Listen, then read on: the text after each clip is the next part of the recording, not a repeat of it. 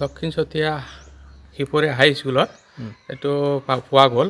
ৰাতিপুৱা আমাক কোনো মানুহে খবৰ দিয়াৰ কাৰণে আমি গুচি গ'লোঁ। তাৰ পৰা ফেঁচা পোৱালিকেইটা উদ্ধাৰ কৰি এতিয়া আমাৰ কাৰ্যালয়তে আছে।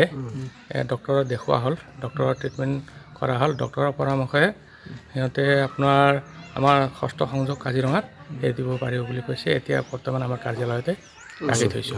ফেঁচাকেইটা কি ফেঁচা বুলি এইটো ফেঁচাকেইটা লক্ষী ফেঁচা বুলি চিনাক্ত কৰা হৈছে।